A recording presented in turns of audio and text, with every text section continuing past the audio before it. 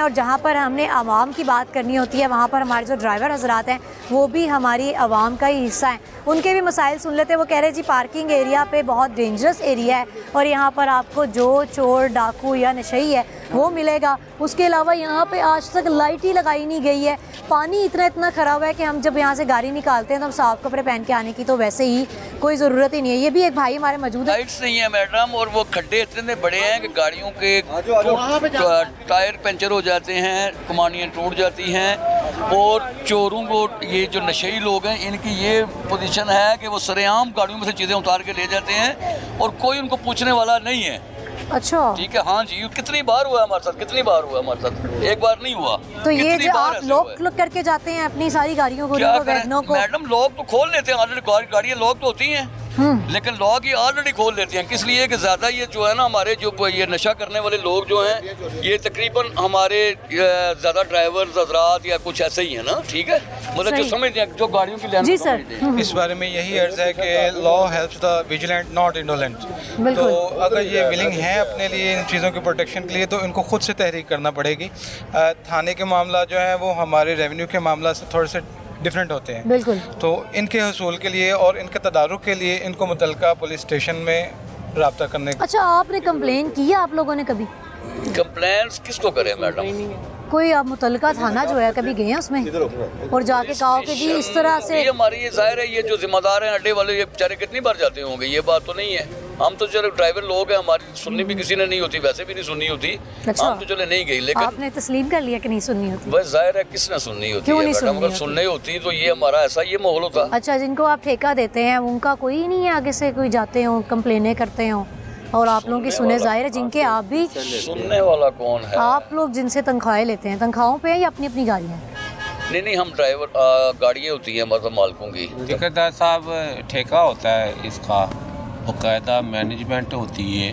Management आपकी जो ना वो पुलिस थाने में कंप्लेंट कर सकती है। जी, ये जो कह रहे हैं साहब कुछ ऐसा ही है, लेकिन अच्छा मुझे आप ये बताइए कि जिनके लिए आप लोग खुद पे पर्चे करा रहे हैं, चलान हो रहा है, आप लोगों की गाड़ियां बंद हो रही हैं, सिलेंडर रिमूव किए जा रहे हैं, मसले मसाइल बहुत ज़्यादा हैं, वो आप लोगों के लिए स्टैंड नहीं लेते? क्या कभी ठेकेदार ने आके नहीं कहा कि मैं लाइटां लगा देना थानू, मैं तो अड़ी को कंप्लेन आगे करना?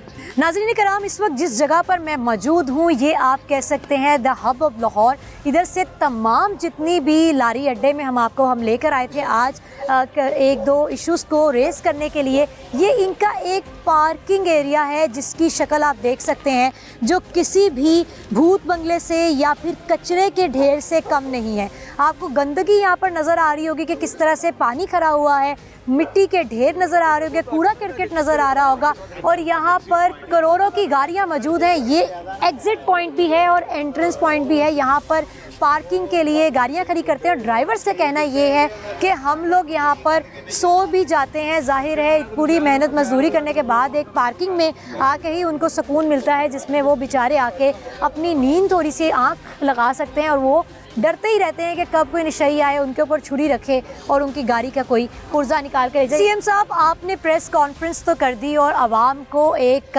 कह सकते हैं कि रिलीफ की, एक रोशनी की लाइट सी उसको एक लाइट्स नज़र आई कि जी हाँ जी कुछ रिलीफ मिलने जा रहा है। लेकिन अगर आप हर डिपार्टमेंट में जाकर देखें तो हर शख्स परेशान है। अब हम लोग यहाँ पर बात तो करने आए हैं जी पेट्रोल सस्ता हो गया लेकिन किरायों में कमी नहीं हुई, वो चेक किया। हमारे साथ एसी की टीम मौजूद थी, हमारे साथ मजिस्ट्रेट साहब मौजूद थे, तहसीलदार साहब मौजूद थे जिन्होंने बाकायदा इस पे जो है एक्शन भी लिया और हमारा साथ दिया, बाकायदा सवारियों से भी बात की। लेकिन यहाँ पर ड्राइवर हजरात के पास जब आए तो हमने देखा कि जी वो किस कदर परेशान है। अभी आप देख सकते हैं कि ये एक कोस्टर सी आ रही है अंदर को और नीचे जी पानी है, बिल्कुल गंदा पानी है और जिसमें से वो गुजर के आगे आ रहे हैं। मतलब ये इनके आने का रास्ता है और वापस जाने का रास्ता है जिसमें वो इस तरह से अपनी गाड़ी का रिस्क लेकर पहले आगे आते हैं, उसके बाद सिलेंडर्स वाली गाड़ी में बिठा के सवारियों को उनकी लाइफ का रिस्क लेकर वो भी सफ़र कर रहे होते हैं। तो ये जी इनकी कुछ, मैं तो बस यही कहूँगी कि कुछ हया करें, कुछ ख्याल करें कि ये लोग भी इंसान हैं जो कि इधर अपनी खौफनाक, इतना खौफनाक ये जगह है कि यहाँ पर कोई लाइट ही नहीं है। अगर ये हमारे कैमरा की लाइट ना हो तो हम यहाँ से वापस बाकायदा उस मेन रूट तक नहीं जा सकते बिना लाइट के। तो ये ड्राइवर हजरात इस गंदगी में आकर अपनी गाड़ियों को रिस्क पे रख के अब बाहर भी नहीं जा सकते, और यहाँ पर उनकी अगर रुकें तब भी ज़िंदगी यहाँ पर सेफ़ नहीं है। हम जी बात करेंगे सर से। और सर ये तो खैर डायरेक्ट पैगाम सीएम साहब को ही जा रहा है कि इंतहाई नाअहली इंतज़ामिया की। बताइएगा कि रूट की इसका कौन जिम्मेदार है कि इनका रूट साफ नहीं है? जी, इनका जो टाउन एडमिनिस्ट्रेटर साहब होते हैं ये उनके अंडर आता है। ठीक है, तो आपने अपना पैगाम बड़े अच्छे तरीके से अपने चैनल के वसातत से आपने सीएम साहब तक पहुंचा दिया। उम्मीद है कि उनके समात तक पहुंच जाएगा। इंसानियत के नाते एक सवाल जहन में आ रहा है कि जहां पर हम इन लोगों के फाइन्स कर रहे थे और इल्लीगल काम जहां तक हमने देखा जी जो नहीं करना चाहिए, वायलेशन को रोका आप लोगों ने, बहुत अच्छा आप लोगों का एक विज़िट था, तो उसमें जब इनके मामलात हम देखते हैं कि ये कितना परेशान है, तो वो फिर कैसे मैनेज करते हैं आप इन दोनों चीज़ों? जी वो इन्होंने अपनी कमेटी के तहत अपने मामलात, ये जो इंटरनल मामलात हैं वो इन्होंने खुद से मैनेज करने हैं। इनके कोई ना कोई सदर भी होंगे यहाँ पे, ये अपने गुजारिशात उनको पेश करें और उनके जो हेड हैं वो फिर आगे मुतलका डिपार्टमेंट। बिल्कुल सही। हम यहाँ पर जी मौजूद ड्राइवर से बात करते हैं और मुझे इनसे हम जानते हैं। अस्सलाम वालेकुम जी। मैडम इतने ना 4-4 दिन 5-5 दिन असी गड्डियां सोने आ, इतने सारे नशेई होंगे ने इस जगह से, तो जो मर्जी बैटरी कट के लै जाता, कोई टायर खो के लै जाता। 4-4 दिन अस हो गए ने घर नहीं गए, इतने जलील होने हैं। अच्छा, बैटरी कोई कट के जो लै जाता है तो वो भरदा कौन है फिर बाद च? तुसी भरदे? कोई भी नहीं भरदा, मालक साडे को भरदे ने। वो आंदे ने तुसी किते ड्राइवरां को भरदे ने जी, मालक ड्राइवरां को भरदे ने, फिर वो ड्राइवर ਨੂੰ ਗੱਡੀ ਵਾਲੇ ਕੀਤੀ ਹੋਈ ਹੈ।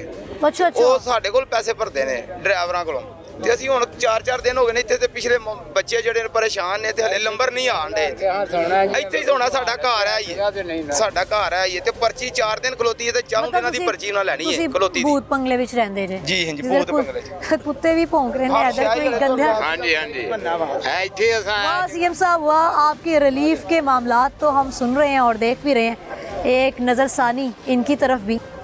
जी ये लॉ एंड ऑर्डर का सिचुएशन का मामला है, वो हमारी जुरिस्डिक्शन में नहीं आता। पार्किंग है उसमें पानी खड़ा है, बहुत गंद है पीछे, जहाँ गाड़ी हम खड़ी करते हैं टाइम आने से पहले वहाँ पीछे खड़ी करते हैं। अच्छा डीसी साहब देख लीजिए कि ये आवाम की अगर हम बात करते हैं और रिलीफ की बात करते हैं तो रिलीफ देकर हमारी हुकूमत और हमारे तमाम अफसरान सो जाते हैं। शायद वो कहते हैं कि जी रिलीफ मिल गया, बाकी मामला भी ठीक हो जाएंगे।